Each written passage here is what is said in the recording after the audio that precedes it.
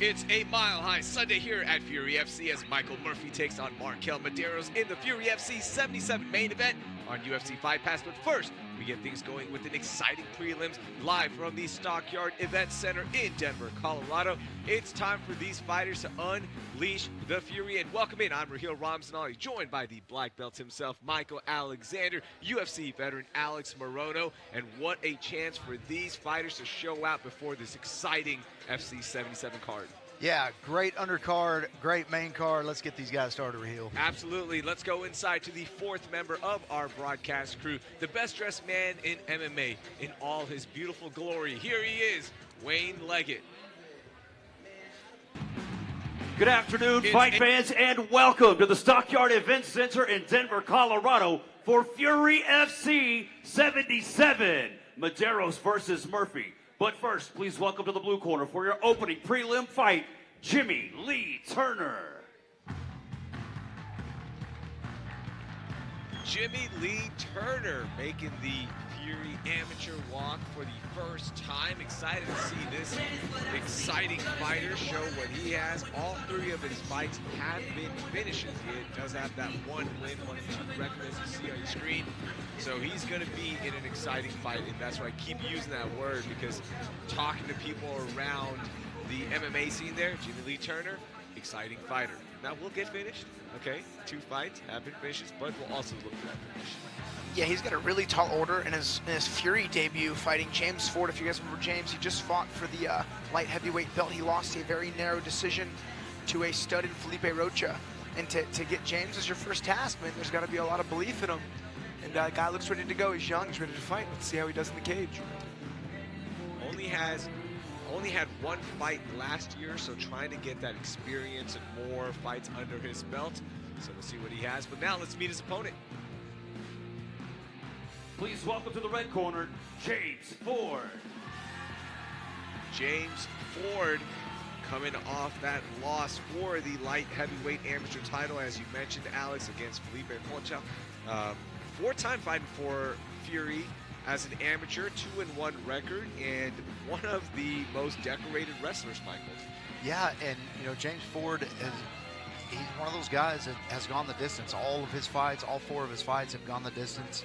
And of course, he's been victorious in 3 of those and lost that one to Felipe Rocha. But you know, great wrestling. You know, this guy's fought, you know, the top of the heap at the amateur level, and so you know he's you know, I would assume he's the favorite to win here against Jimmy Lee Turner. But you know, this guy's the real deal. I mean, he's, you know, he fought a great fight against Felipe Rocha, a top level, good striker, but a great jiu-jitsu guy. So this guy's no joke. Yeah, he had a few fights at heavyweight. He's moved down to light heavyweight since. And again, his wrestling pedigree is impressive, to say the least. All right, he is inside, getting that final look of the cage. Let's get our official introductions. Here's Wayne. Ladies and gentlemen, your opening contest, brought to you by OnlyFans, is scheduled for 3 rounds in the Fury Amateur Series Light Heavyweight Division. Introducing to you first, fighting out of the blue corner. This mixed martial artist stands 6 feet 3 inches tall, and he weighed in officially at 203.2 pounds. Fighting out of Grand Junction, Colorado. Today, he looks for his 2nd win as an amateur. This is Jimmy Lee Turner! And introducing his opponent across the cage, fighting out of the red corner. This freestyle fighter stands 6 feet tall, and he weighed in at 205.4 pounds. Fighting out of Houston, Texas, he holds an amateur record of 3 wins, only 1 defeat. This is James Ford! Your referee in charge of the action, Joe Coca. Joe Coca getting the first assignment of the night. Jimmy Lee Turner, blue gloves, Ford in red, and as you mentioned, did start at heavyweight. Alex has worked his way down to light heavyweight. Has James Ford looking really good, and look at the striking on display. Yeah, I know James has been really focusing on his striking. As one of his training partners, I can tell you it's gotten much better. But I was curious how long it was going to take for him to shoot him for a takedown. It wasn't long at all. I mean, he is all over Turner. He definitely has more purposeful striking right now. He's going for this 10-finger. He's got a deep 10-finger guillotine. He's getting a tap. That's a tap. That's That is a tap. James Ford makes quick work of Jimmy Lee Turner in Colorado. Taps the Grand Junction native. So yeah, I call that one the executioner's choke. I mean, it's a 10-finger guillotine. One of his training partners, a heavyweight, actually light heavyweight now, just got that win on a big stage. I mean, it's that 10-finger chin strap guillotine. You pin their back on the cage, drive your sternum right into the back of their head. I mean, that is a brutal, brutal submission. Yeah, and I don't think Jimmy Lee Turner really ever got his wits about him in this. James Ford was kind of all over him right from the start. You see him landing some big strikes here. Jimmy Lee Turner went in for a takedown. It looked like James Ford kind of wanted to pick him up and slam him down and kind of change his mind. I think he went back to what was, kind of what his instincts told him. Here he goes, Alex, like you said, locking up that 10-finger guillotine, pushing him up against the cage, and it didn't take long. Referee was on the opposite side, didn't see the tap, but nearly put Jimmy Lee Turner out. Yeah, those are brutal. Those compress the spine so bad. Let's make this thing official. Here's Wayne.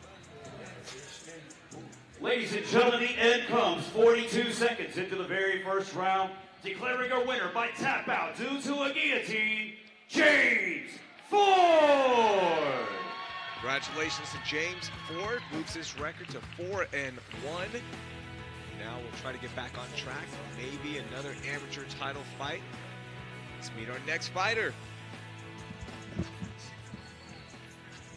Please welcome to the blue corner for your next fight, Kurt Smith. 165-pound catch weight fight. Kurt Smith making his way out. 3-3 record. First time fighting for us as an amateur here at Fury. Full sweats. I like that, man. He is going to have a lot of clothing to take off here. Yeah, there are 7 Factory X fighters tonight out of not that many fights. I know it had, I think, 4 in the UFC yesterday. I mean, that is a very, very active team. Yeah, Factory X Muay Thai, one of the staples of MMA there in Colorado and the surrounding areas. I know they're in Inglewood, right around one of the suburbs of Denver. But yeah, Factory X been putting out top-level fighters for a long time. So Kurt Smith, has great training partners over there. Like Alex said, the 4 guys fighting in the UFC just on this last card. So yeah, busy weekend for those guys over at Factory X. So we do have 3 amateur fights on this prelim broadcast, 2 pro fights, and then our main card, which will start at 4:30 p.m. Central Standard Time, has 7 fights. And as you mentioned, 7 fighters out of Factory X, out of the 12 fights. It just shows you what they're doing there. All right, let's meet his opponent. Please welcome to the red corner, Jeremiah Humphrey. Jeremiah Humphrey, 4-2 record. Also first time fighting for us here at Fury as an amateur. He fought 5 times in 2022, went 4-1 in those fights. His last fight was December of last year. So a really active amateur year for Jeremiah Humphrey. Yeah, one of those guys that's, probably looking to make the leap pretty soon. I don't know what the rules are. Some gyms have rules about when you can go pro. Sometimes it's the fighter's decision, but probably when you fight 5 fights in a year as an amateur, you're trying to get there. You're trying to fast track your way to the pros. I mean, I don't know what his age is, but it looks like a fairly young guy. And 28. Yeah, at 28 years old, yeah, he's probably needing to fast track himself to get onto the pros. And 5 or 6 fights in the pros is necessary to even start getting a look. And 4-2 amateur record. I mean, that's a good record, but also 4-1 in his last 5. I mean, he's definitely on the right track. Yeah, and he represents the Elevation fight team. I'm surprised we don't see more Factory X versus Elevation, 2 of the most prolific teams in Colorado. Jeremiah usually fights at lightweight, but since this is a 165 catch, he doesn't have to cut as much. Let's get our official introductions. Ladies and gentlemen, your next fight, brought to you by Howler Head Whiskey, is scheduled for 3 rounds in the Fury Amateur Series at a catch weight of 165 pounds. Introducing first, fighting out of the blue corner. This mixed martial artist stands 5 feet 11 inches tall, and he weighed in at 168.8 pounds. Fighting out of Inglewood, Colorado, he holds an amateur record of 3 wins, 3 losses. This is Kurt Diesel Smith.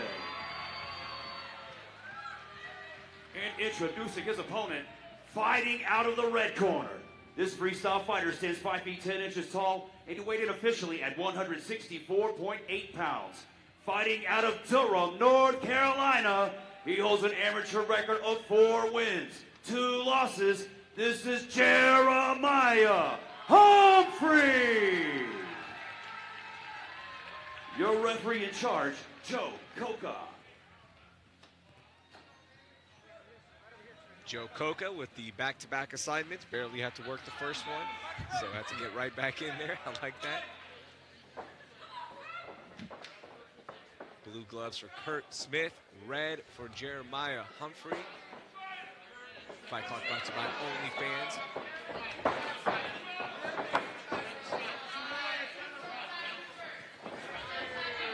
Yeah, nice front kick jabs there from Jeremiah Humphrey. And we saw a high kick there from Kurt Smith also that came pretty close to landing. Ooh, nice left hook. Another good high kick there from Smith. Pretty classic tactics used to fight the switch stance fighter. A well-timed shot there from Humphrey. He was a little high, but he was able to get at least some cage control time and a deep underhook with it. The coaches at elevation, really high on Jeremiah Humphrey. A lot of talent there. And man, when I saw Kurt Smith's nickname, the Diesel, you know, at 5'11", 165 pounds, like how much of a diesel could he be? He looks like he's 190 pounds in there. Yeah, I mean, he looks like a fairly well-sized welterweight fighting a lightweight. And Humphreys is a big lightweight himself, but you can definitely tell who the lightweight is and who the welterweight is. There's a good exit knee there from Kurt.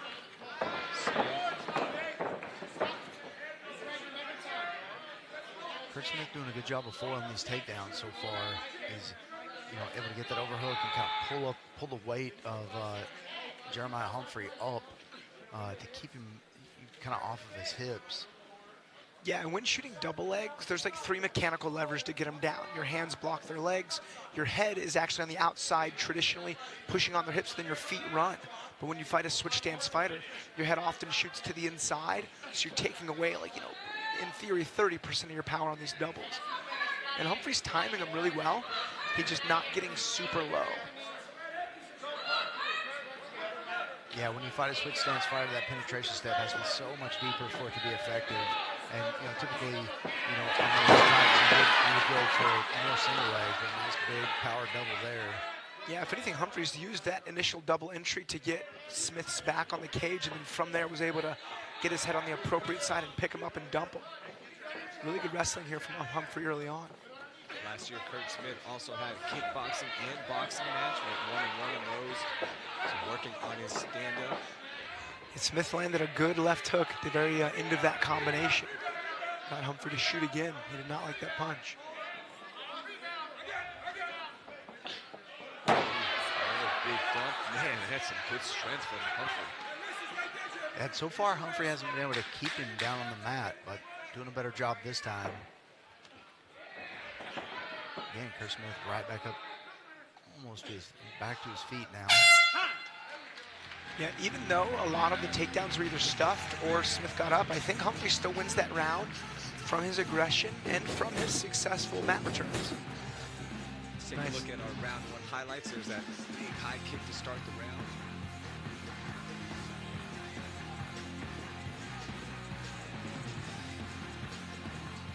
And you saw Kurt Smith, I think he definitely maybe got the better of the strikes in the exchanges, but was taken down a few times and, you know, pretty much controlled in the cage. Those, you know, the strikes were few and far between. Didn't cause much damage, but did, you know, had a couple of nice flashes there in his striking.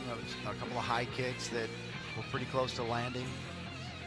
So not bad. Good first round for both of these guys. Don't Yeah, we're going live on UFC Fight Pass at 4:30 p.m. Central Standard Time. For Fury FC 77, Markel Medeiros taking on Michael Murphy.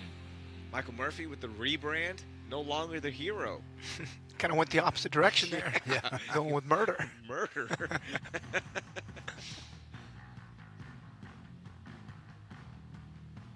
Round 2.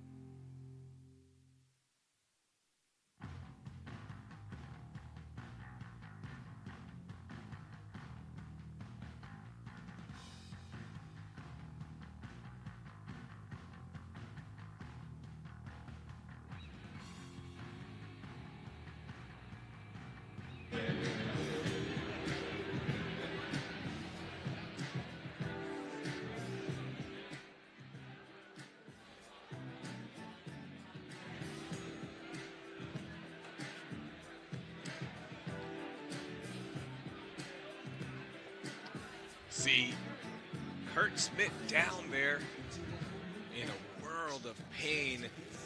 Ooh. Medics taking a look at him.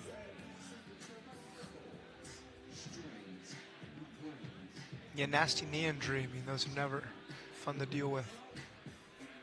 Yeah, and it looked like Kurt, you know, got taken down again, maybe because of the knee. The fight was stopped. It was a TKO due to punches, and then immediately Kurt kind of turned over and grabbed his knee. He can hardly put pressure on there, so see what happens and wishing him the best of luck. Let's go inside to make this official.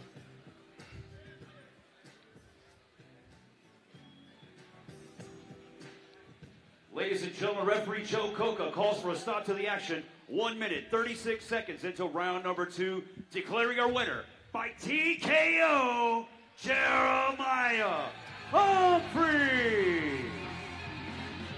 Congratulations to Jeremiah Humphrey. Keeps that record moving up to the right direction. 5-2 now. Getting those memorable pictures. Well-deserved selfie. All right, let's go inside to Wayne to meet our next fighter.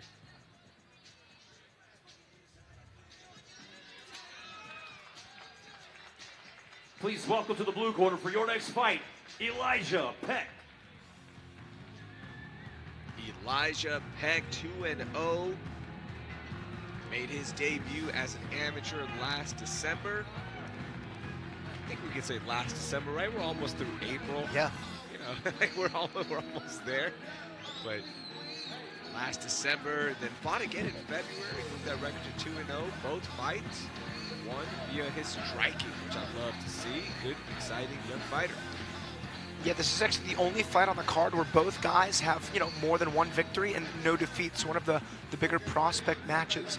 And much like our opening bout, Peck's got a tall order in Kyle Todrang, Cutthroat Kyle. He's actually wrestling partners and roommates with James Ford. We saw him earlier on. And another really tough fight. A couple of these Houston fighters were flown up here to Colorado to test the Colorado Amateurs medal, and that medal will be tested. 18-year-old Pitbull Elijah Peck, watching some of his old fights, and by old I mean from December. He's a really good brawler, and he is not afraid to bang it out, man. I'm excited for this one because, as you mentioned, Kyle is an aggressive fighter as well. He can throw down as well. This is a potential fight of the night for me. Let's go inside to meet his opponent. Here's Wayne.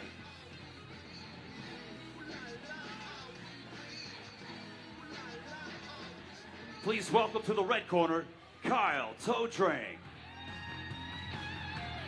Kyle Todrang, 4-0, fifth time fighting for us. All his fights have been with us. He has been on a tear. The one criticism that I have of Kyle, more finishes. Needs to get more finishes. 3 of his fights have gone the distance. He can be a little bit more explosive, and as you mentioned, he has all the talent in the world, Alex. Yes, super high-level wrestling. He's had pretty tough competition here in Fury, and that's not changed. He's fighting another undefeated fighter. But man, when you have such a strong ability to control the distance and control everyone on the ground, it can be harder to find the finishes. But you saw his training partner and good friend James Ford, get his first finish tonight, and I know Kyle's looking to make that happen for himself as well. And for the record, I'm going to call him Cutthroat, as that's what he requests. Yeah, Kyle's been training, he's a lifetime martial artist, been training Taekwondo since he was 7 years old. And then, of course, turning his attention to wrestling in high school and then in college at Purdue, and then went on to go to Buffalo, where he was a team captain for a little while. So this dude is very high level. Here's Wayne for our official introductions.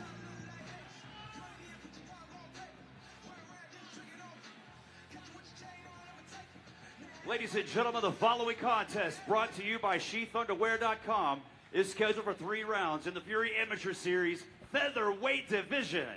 Introducing your first competitor, fighting out of the blue corner. This mixed martial artist is 5 feet 9 inches tall, and he weighed in at 145.8 pounds. Fighting out of Grand Junction, Colorado, he holds a perfect amateur record, 2 wins, no losses. This is Pitbull Elijah Peck. And introducing his opponent across the cage, fighting out of the red corner. This freestyle fighter stands 5 feet 11 inches tall, and he weighed in officially at 144.4 pounds. Fighting out of Houston, Texas, he too holds a perfect amateur record, 4 wins, no losses. This is Cutthroat Kyle Todrang. Your referee in charge, Joel Ojeda.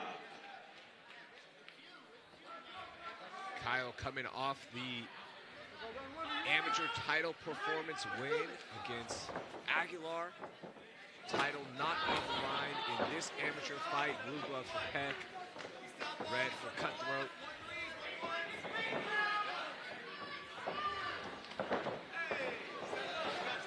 Yeah, and I got to think the advantage here goes to Kyle, because if this does turn into a brawl, which Elijah Peck, we've seen him do before, if this does turn into a brawl, he's going to switch to that wrestling. I just don't think there's much you can do to stop a wrestler, of that caliber. Ooh, that's nice big head kick. Big open side kick from Kyle. He went for a back fist there. Man, despite Peck's hand being up, those kicks will still rock you through that guard. He's got his hands together. He will finish this double.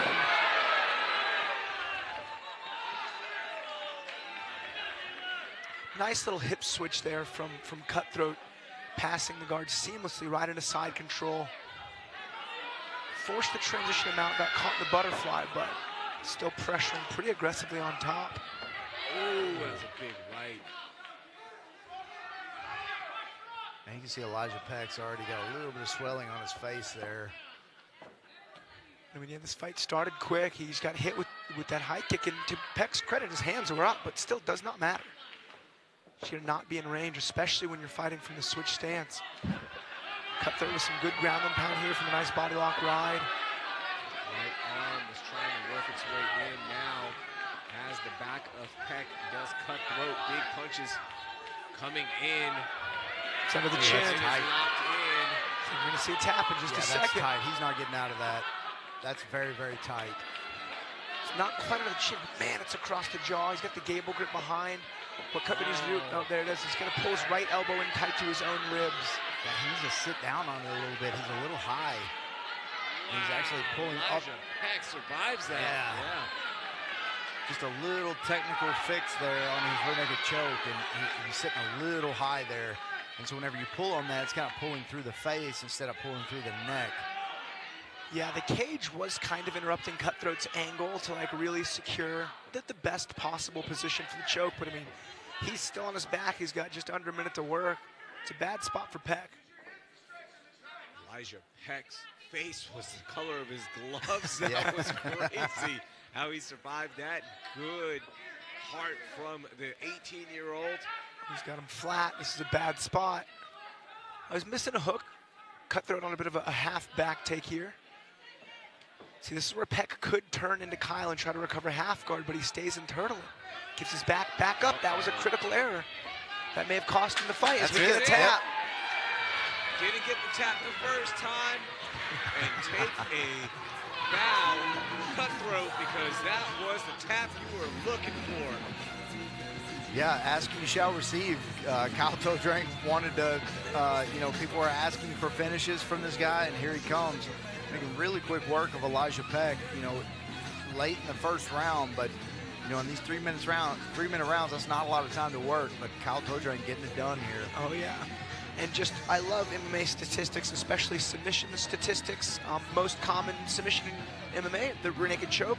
Second most common submission, the guillotine.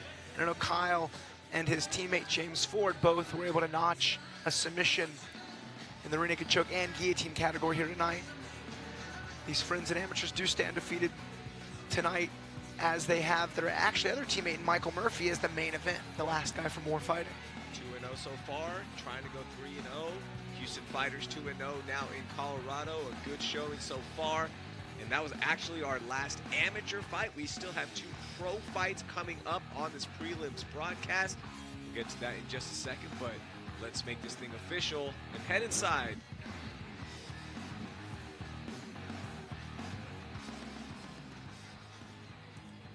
Ladies and gentlemen, the end comes 2 minutes, 50 seconds into the very first round, declaring your winner by tap out due to rear naked choke, Cutthroat Kyle Todrank.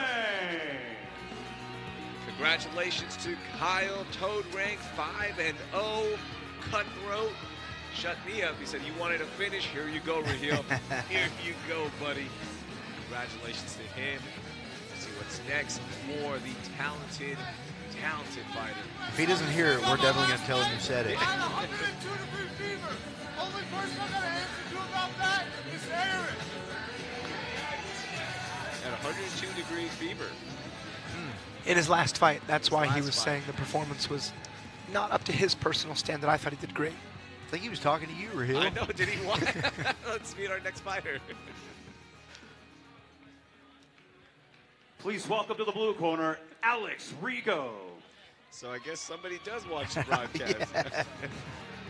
Hey, Kyle, if you're watching this, it's because we love you and you are a talented fighter. That's right. Alex Rigo, 0-1. See that Factory X Muay Thai gym, another Factory X guy. If I'm not mistaken, is Rigo, did his debut go south? And I think he got ninja choked by Culpepper. Yeah. That was a brutal fight. So Rigo actually has tremendously good wrestling. And in his debut, he actually shot a low single and did a good job, but he did get caught in just a figure 4 guillotine and ninja choke. It was quite a wild finish definitely, I don't want to say bad luck because his opponent did a good job, but Rigo, a very strong fighter. You see 0-1, like, do not discredit him as a martial artist. That was a tough fight for a pro debut, and he's right back at it now tonight.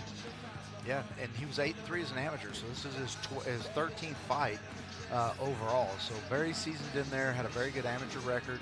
But yeah, DR Culpepper, you know, I think that fight kind of put DR on some people's list as people to watch. But, you know, Alex Rigo with a couple of wins, he'll be on that list also. Oh, yeah. The Puerto Rican Demon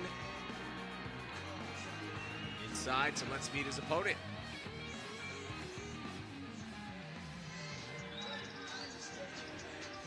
Please welcome to the red corner, Micah Haas. Micah Haas, the 30-year-old, stepping inside the Fury cage, fighting out of Denver. Comes in for the debut against the talented Alex Rigo. Is that Hussein Aliyev walking him in? You know what? No, actually, that guy behind him, his name is Art. He actually has fought for Fury. Oh, yeah. But that is not Hussein. Yeah, it's Art Petrovic. Yeah, yeah. Yeah. I was going to say, this is going to be a wild man no matter what. He's got Hussein in his corner. Yeah, Art Petrovic and his brother both fought for Fury, both top-level guys. Anyways, Michael Haas, 4-3 as an amateur, you know, fighting out of Genesis Training Academy.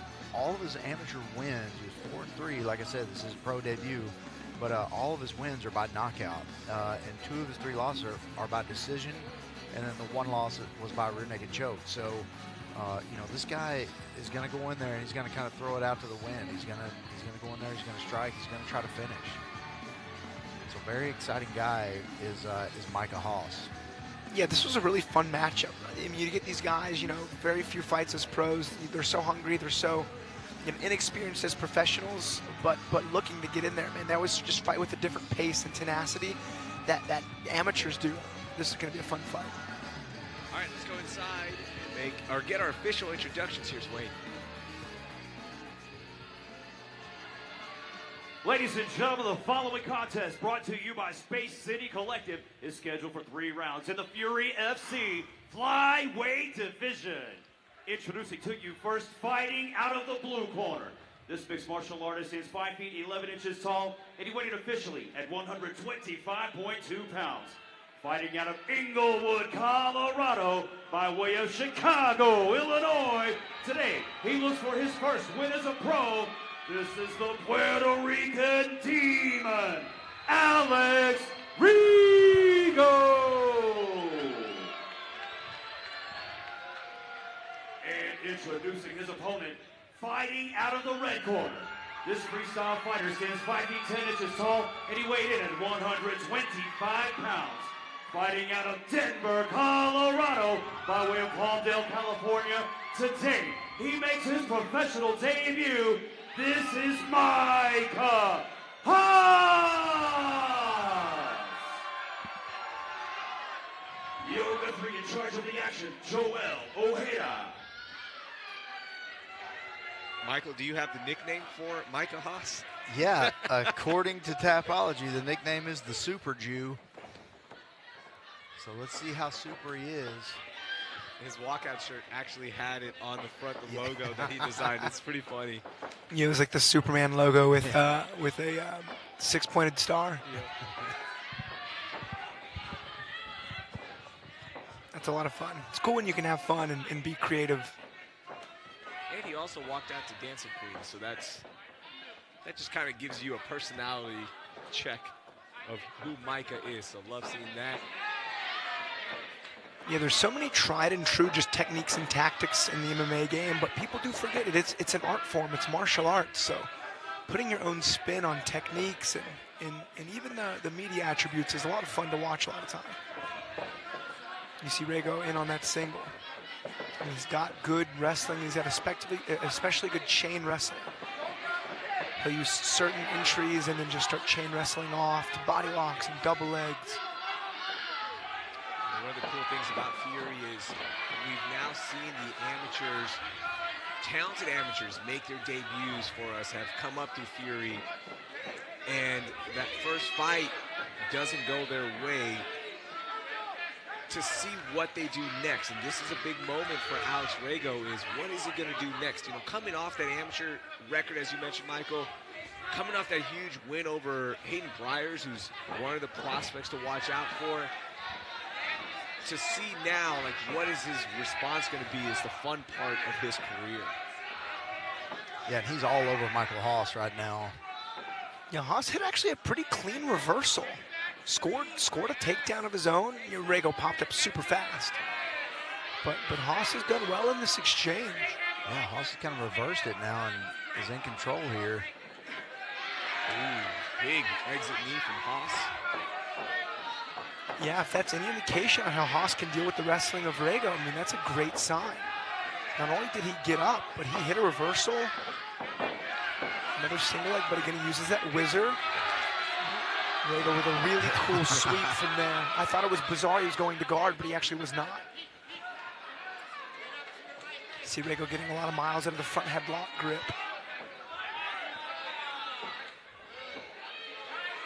Constant pressure from the Puerto Rican Demon. Michael Haas was doing a good job of keeping those hands apart, and now he's reversed again. Yeah, Haas, I mean, again, if dealing with that wrestling was a test, he's passed it twice now. Nice little creative spinning elbow there from Rigo. Now Haas got a standing head and arm choke. He kind of went for the trip. He killed the angle. Yeah, it looked like he was trying to trip him to the floor and land in that head and arm choke. That's going to be very, very difficult. Yeah, that's something like, you may see it in a textbook, but practically not going to work very well. Yeah. Body locked in for the Puerto Rican Demon. This is dangerous. I mean, he's got a full figure four, full back exposure. Yeah, he's palm to palm there, and he's close to being under the chin, but this is very, very uncomfortable. Michael Haas doing a good job of staying calm. You can see he's still completely coherent. Alex is still waiting to get a little bit more of that elbow under. Didn't squeeze too tight there. So I've had guys' backs in a few fights. I've only gone for one rear naked choke. They instantly started grabbing my hands, and I was like, all right, I'm just gonna elbow. It's hard. Scoring those chokes are harder than you think, especially when you have somebody who's still very much so in the fight. Sometimes guys are really fatigued or they're beat up and they don't fight it as hard as, you know, they absolutely could. But when some guys are just not about it, it's just sometimes so hard to make happen. And like Haas is not about it. You see him, he's not let go of Rigo's hands. He's keeping his chin tucked. He's constantly cutting angles despite being in a pretty tight body triangle.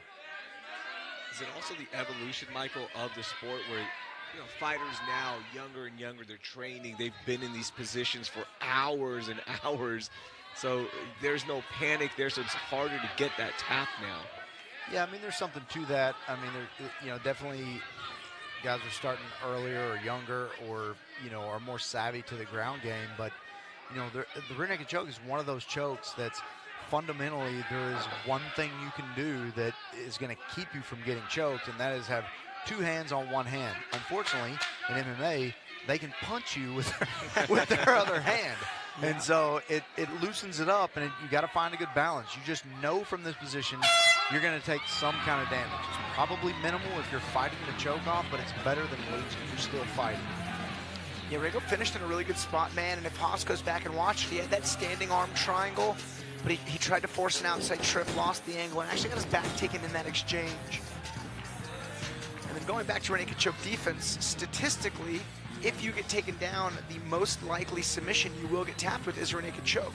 So, like, in my mind, having superior defense to rear naked chokes and guillotines is mandatory, whether you're afflicted by that position in submission or not, just because the chance of getting subbed is higher than any other submission. So why not super focus on specific defense? So, like, on my team, it's mandatory to have good guillotine and rear naked choke defense. And if it's not good, I will not let him fight. Yeah, and I mean, also, you know, you talk about matchups, and if a grappler's matched up against a striker and he takes him down, that's the position he's going to go to. Yeah. So, you know, statistically, that's why they finish, because the grappling is not worked on as much or whatever. But like Alex said, if you're any type of a grappler who is doing MMA, and you of course, you have to train grappling these days, but that is one of the defenses you have to have. Round 2. Fight scheduled to go 3.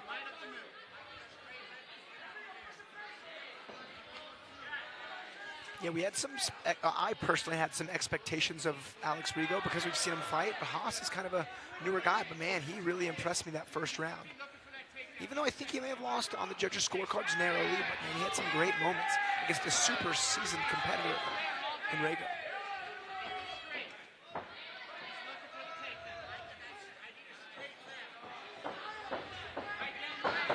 Yeah, he also looks like the fresher fighter here in round 2.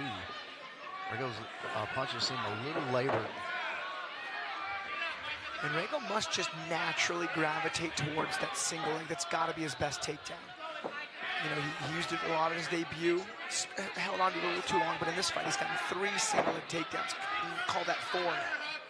And you actually don't see single legs that often in MMA. Because if you get stuck there, you can get elbowed and kneed. I mean, can be a nightmarish position if you get stuck on the feet with that leg, you know, occupying your grip. Ooh, good transition here. He's a little high though. Yeah, if Haas is gonna come out the back, he's got his toes tucked in there. It's not really tight, but he can get this. He can get this in there. He does have his toes tucked in. Rigo's over the shoulder. He's got the triangle from the back. Yikes! This is a more modern position actually. Like, this didn't exist back when I was doing jiu-jitsu, you know, 15, 16 years ago. But there's some nasty shoulder locks from this position. Rigo can double grip Haas's arm that's trapped and just bridge. You heard Alex's corner saying put some more pressure on that triangle. This is it. This is a nasty shoulder lock. Mike, you know this is your style. This is I love this rough. Actually. He's got to keep the figure 4. He's got to bend that elbow and just bridge his hips as hard as he can. Yeah, he needs to bridge his hips and push his hips forward as hard as he can, because in that position, he's got a crooked arm bar from there that is absolutely devastating. It will knock that shoulder out very, very quick. You see Haas doing a good job trying to block the ankle. If he can block the heel, which he's doing with his foot, really crafty way to get out. He's got to exit his head hard. He's got to like eject backwards. He's got to clear that head and elbow line. I mean, now he needed to do it 4 seconds ago. There it is, nice, good from Haas. What a dog. I mean, that was rough. That was hurting my shoulders watching. Yeah, the torque on that was pretty intense, but Micah Haas survives. Yeah, those are high-level finishes that you have to have from there. That, you know, it's understanding body mechanics and just understanding kind of where that needs to go for you to have that finish. Because there was a point there where that was very, very close. That there's just nothing you can do about it. You either have to tap or that arm is coming out. You see Rigo's looking for a triangle here, but you saw Haas tuck that left elbow. Haas is hanging out in these red zones, but he knows what he's doing. And I'm curious Haas's grappling credentials, because the way he was able to fight Rigo's feet with his feet in that rear triangle, very impressive.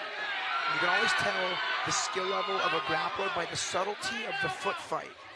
How do they use their feet? From a defensive perspective, Haas, I mean, scored an A+ there. Haas delivered a couple of good knees to the obliques of the Puerto Rican Demon. 1 minute left, 1:10 left, excuse me. Round 2. See, Rigo's got a leg lock game. He was looking for it, but he missed it.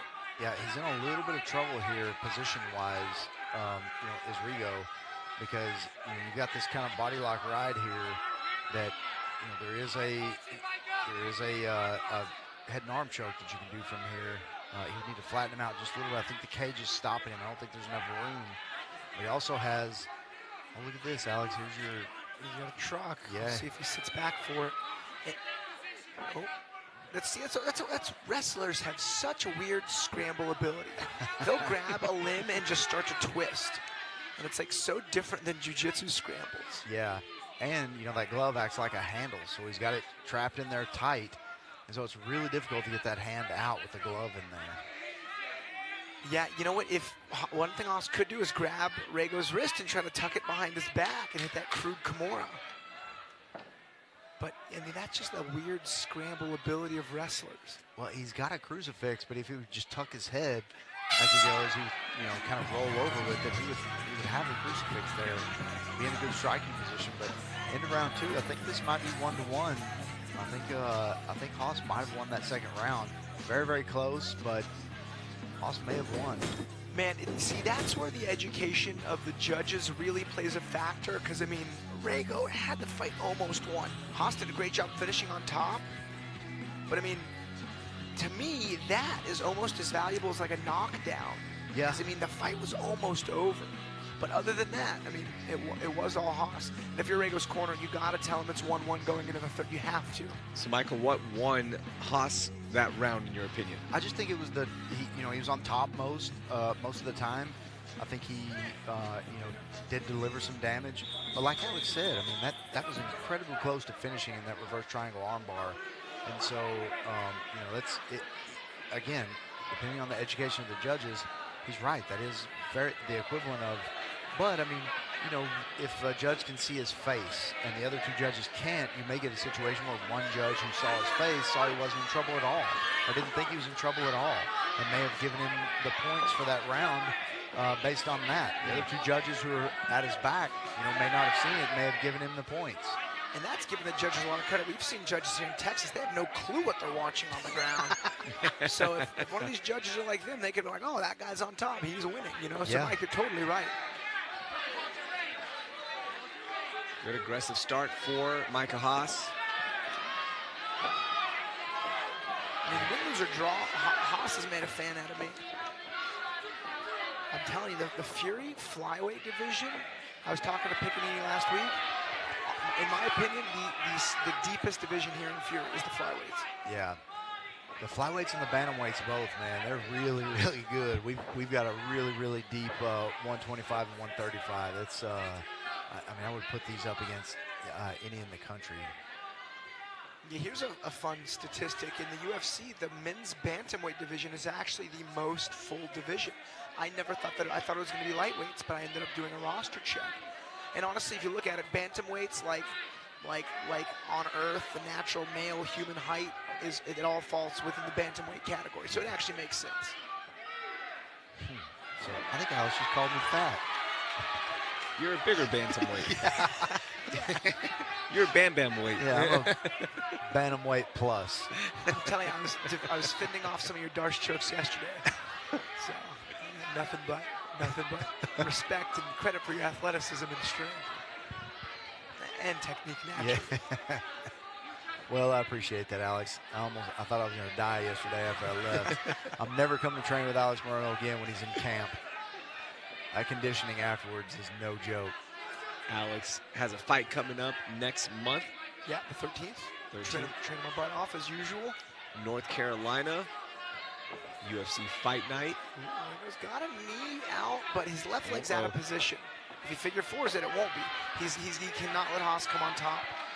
See, Haas is in a leg lace. So many guys who go for knee bars, they end up finishing in this leg lace position. It's such a misplay. Yeah, and Haas has got to let his hands go here. He's got to throw some punches and cause some damage and try to keep Rigo in this spot. Fight fans at home, those punches under the armpits, those are so much worse than they look. They really are. You don't really know when they're coming. They hit you in the jaw and the eyes and the nose. One thing from Rigo, we've seen him go for leg locks. We've seen a lot of submissions. We've even seen him hit sweeps off his back and guard. Uncharacteristic of a good wrestler. Rigo's going for an armbar. Yeah, he's got an armbar there. If he can get those legs out of the way, he may have this. I mean, his right leg would be best under the armpit, but I mean, this is better than nothing. Yeah, he needs to kind of roll to his back and get some leverage over the top of Haas. He's in a bad spot here himself. Even though he's got the arm extended, the arms between the legs, he's in kind of a bad spot here himself. Yeah, if Haas can clear his elbow or step his right leg over Rigo's head, he'll be in a good spot. He steps over. There's still a threat, but the fact that he can straight up just get his head on the other side of Rigo's leg like that means he's out. And then props for Rigo. I mean, he tried to make the most out of a limited armbar. Looking for an inverted triangle here. Yeah, this is a good trap spot. He's not going to choke him from here, but Haas, if he stays in that position, he's trapped. Out of it now, but See, this is where Rigo cannot roll to his own right side and let Haas back on top. He needs to keep Haas's butt on the ground. One thing Rigo can do is actually grab the top figure 4 leg and, you know, threaten leg locks, but that would get him to unlock his legs so he can free up the trapped leg and go for that knee ball. Under 1 minute left. Nice by Haas. And Haas is a good grappler.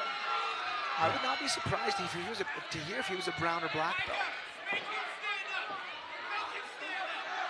Rigo's feeling it. Yeah, Rigo not wanting to stand up at all. He kind of let him up and threw a low kick.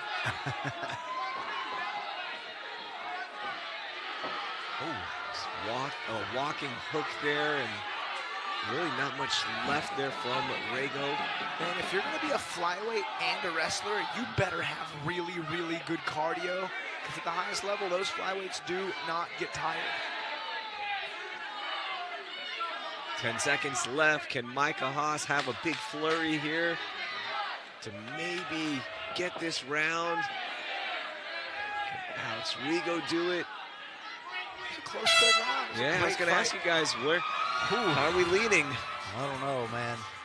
I think there's a couple of, you know, halfway decent submission attempts, but I don't think Haas ever showed that he was in trouble. And I think that's part of the battle is, you know, kind of showing, you know, they'll read your face just like we do. I mean, if we see it on their face, we're like, oh, that's close. But if you're looking at their face and he's got his arm fully extended and he's kind of, you know, looking like it's nothing, then, you know, we're saying the same thing. It doesn't look like he's in trouble at all.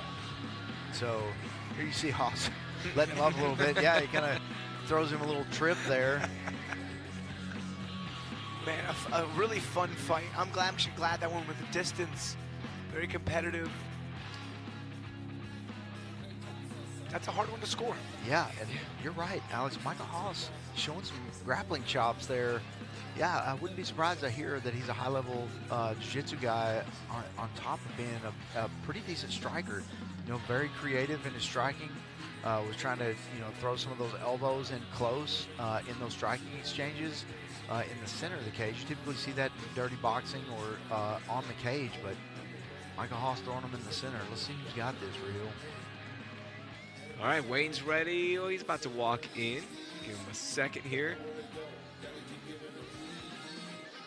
I wonder if that lasting memory of round 3 was Alex just exhausted. If that's going to play a role in such a close round. All right, Wayne is inside. Let's see how the judges scored this fight. You see the Puerto Rican Demon still on his knees right now. Ladies and gentlemen, after 3 rounds of combat, we go to the judges' scorecards for a decision. Brought to you by OnlyFans. Judge Abeda scores the fight 29-28, Haas. Judge Sanchez scores the fight 29-28, Rigo. And Judge Mason scores the fight 29-28, declaring a winner by split decision, Micah Haas! Split decision win for Micah Haas. You hear that Denver crowd losing it. A big win for Genesis Training Academy. Getting that debut win. Man, that's got to be a great feeling. Yeah, very tough win there against Alex Rigo. Micah Haas gets it done, though. Let's go inside to Wayne to meet our next fighter.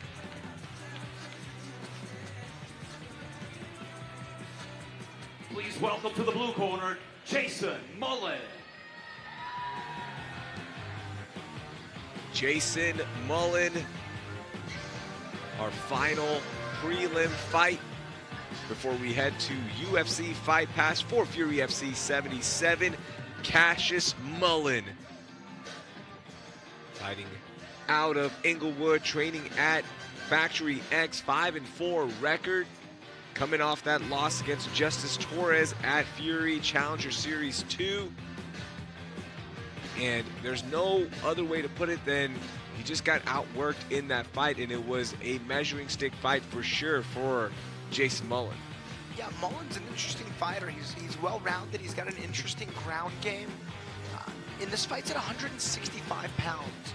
which is not even 155 pounds. I know Mullen has fought at 45. If I'm not mistaken, he's a 45er. 45er. I know he's busted weight in the past, but I mean, going up this much in weight class, like his opponent tonight, Joe Borshig, he's not a small man. He's really not. I was really curious to see Mullen's tactics and strategies in this fight. I'm a fan of Mullen. He's super gritty. He never quits. He pulls out a bunch of cool tricks, but this is a unique matchup, to say the least. Let's go inside a weigh-in to meet his opponent.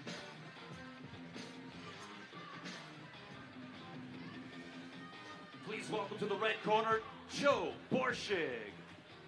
Joe Borshig, the nicest man in MMA.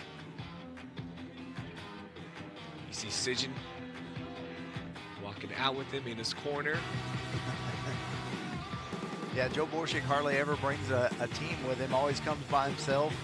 A couple of the Fury stage hands over there working in his corner. But Joe Borshig always comes to fight. And, you know, one of the nicest guys on the planet. Also in about his 1,500 days straight of running. And so he runs 2 miles or more every single day, and his goal is 10,000 days straight. So that's, if you do the math on that, that's quite a few years of running. And he hasn't skipped one yet. So, you know, living up there in the Montana area, you know, that can be tough sometimes. So I always imagine Joe Borshig in his apartment kind of running in a circle if the weather's too bad for him to go outside and run. It's funny, if you follow on Instagram, he puts on everything. He is out there in his winter clothes. Let's go inside for our official introductions.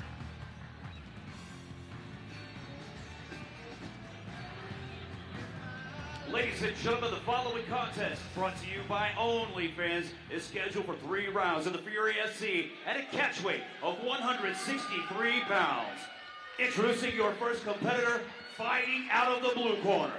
This mixed martial artist stands 5 feet 8 inches tall and weighed officially at 162.6 pounds.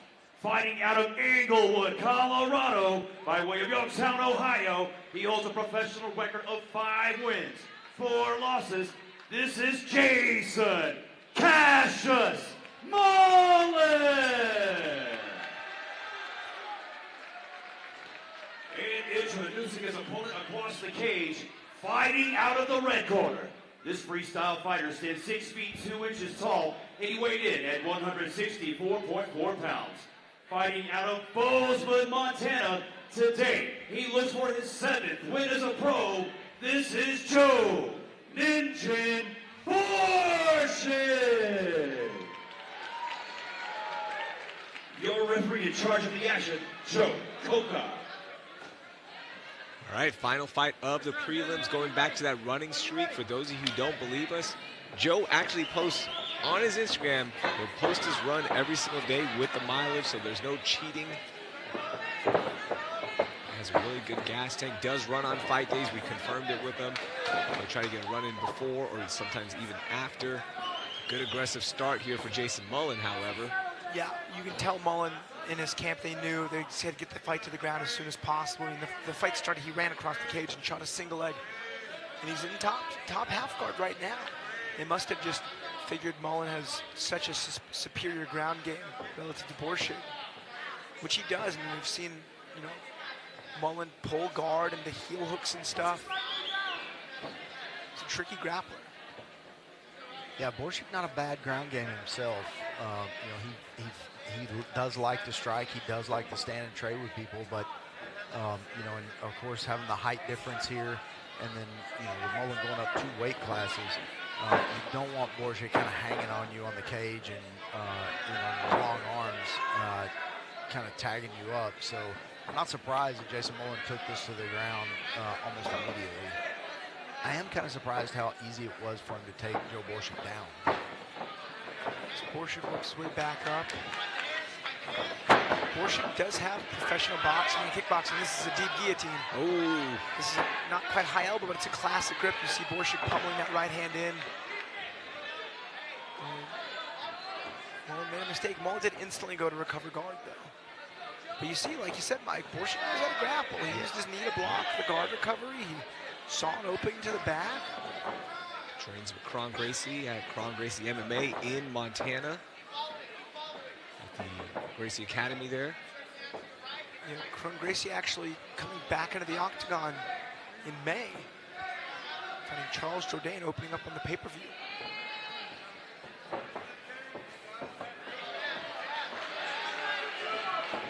All the fights that we've called for Joe Borshig, I think that's the first time I've seen him actually get a chance to showcase the groundwork and show some of that transition work. Joe's last fight, he fought Julius Holmes. Julius a beast. He's never had easy fights here. And Fury is Borshig. Yeah, and if you talk to Rich Burmaster, the matchmaker for Fury Fighting, you know, every time he calls Joe Borshig, you don't even have to put an opponent in there. Just send him a contract saying you're going to fight and just tell him to wait. He'll start working on it. He doesn't really care who the opponent is. I don't think Joe Borshig's ever turned down an opponent, no matter who it is. And you know, we were talking about his running earlier. Raheel, would not shock me at all if his transportation back to his hotel after this fight is a nice little run back to the hotel. We've seen it before. We've seen it when we were in Dallas a couple cards ago. After his fight, he was about to run back to the hotel, which is about 3 miles away, 2-3 miles away. And the staff ended up like, hey, we'll drop you back. It's okay. You can run once you get back to the hotel.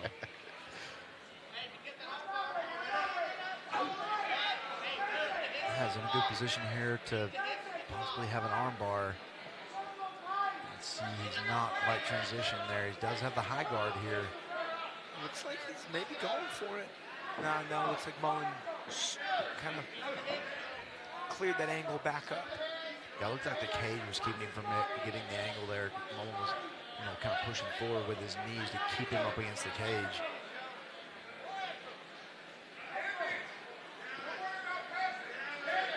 Borshig's looking for a triangle. Or an omoplata even. Yeah, he's got a figure four. Yeah, that's high up on there. That's a nice omoplata. He's got to tuck Mullen's arm on the other side of his hip. That's why he lost that. Yep, you saw him grab the wrist and try to push it back, but Mullen did a good job of using that to kind of exit that omoplata setup. 45 seconds left in round one. Mullen now going for a Kimura from top, open half guard. Mullen should clear his right leg if he really wants to try to threaten this Kimura. It's funny, you guys this morning actually did an hour on teaching omoplatas. It's pretty fresh in the mind. You don't see that often in MMA. I was going to ask you, what are the percentages of that one? So in the UFC, 30 years worth of UFC, there have been 2 omoplata finishes. So not that likely. And 0 gogoplata finishes in the UFC. There have been gogoplatas in MMA.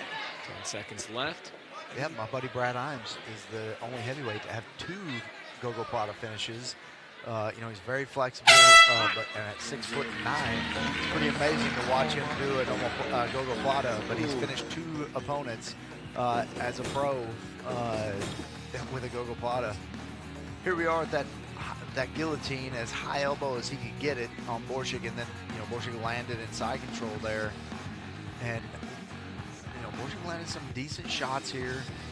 Borshig's already looking a little bit gassed here in the first round, but you know, had a couple of good submission attempts. You know, was in some decent positions. Nice little trip takedown there. So not a bad round for Joe Borshig. Exactly sure. I think Mullen might have edged that out with damage, but Borshig doing a good job of countering a couple of those things. Yeah. Mullen, I'd say he won that round, but again, not easily.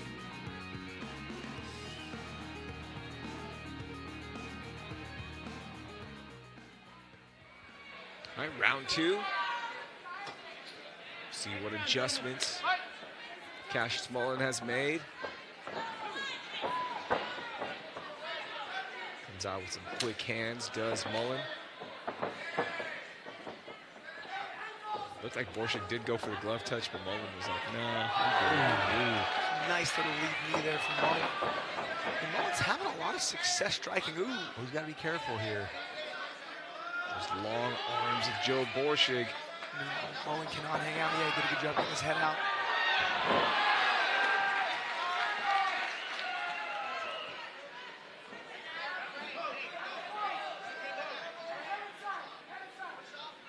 Now Borshig immediately doing a good job of you know, making sure that he's controlling the head of Mullen. from this position, trying to push the head down toward his hips. It's very difficult to improve your position here when your head's out of position. Yeah, and Borshig actively recovering guard, actively hand fighting. I mean, he's rarely out of position from a defensive perspective.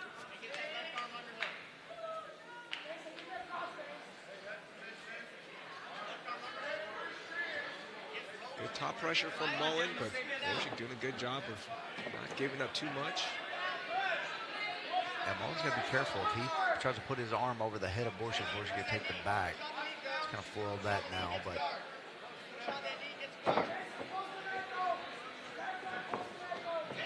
It's funny, you can hear Sinjin cornering Borshig, and he's listening. He was telling him about the arm bar in the first round. He's telling him to recover guard. There's Sinjin right there. You can see him on the top of your screen. That's him in the background. Oh, yeah. For a less casual student-to-coach relationship, they're actually meshing pretty well together. I think this is actually their fifth fight together. Yeah, this is their fifth fight. Probably friends now. and you know, Sinjin does such a good job, coach at Strong Style MMA, and he coaches there, so you see some of that. Okay, what are we working with? Good escape. Yeah, he went for a straight ankle lock there, and it looked like Joe Borshig's face was saying, hey, that hurts a little bit, but he was able to move. You know, straight ankle locks are really easy to defend at this point, especially when you're so slippery. Some pretty good grappling there from Mullen. He even used dropping back on the ankle lock as an opportunity to get on top and pass. And he's got full back control with an arm pinned. This is about as bad as it gets for Borshig. Can Mullen get the finish here in round two? Has 2 minutes to work with this. That right elbow is in tight. And there's the tap for Jason Mullen. Gets the comeback win after that loss against Justice Torres. And moving up to 165 pounds. Congratulations to Cassius Jason Mullen. Yeah, Mullen should be proud of that. I mean, he took a risk. He dropped back from closed guard into an ankle lock. Borshig's defensive reaction allowed Mullen to actually get back on top, transition to the back, trap the arm, and then hit the choke. It's a really cool mix of different ground tactics. And that knee really changed the complexion of this fight, because from that moment it was rough for Joe Borshig. Look at Mullen's face. I mean, he's really cranking on that. Yeah, he sold out here. If he wasn't going to get that, he was either going to blow his arms out, or, you know, Borshig would have got out of that. He might have, because, you know, that palm-to-palm finish is very tough. All right, let's go inside to Wayne to make this official.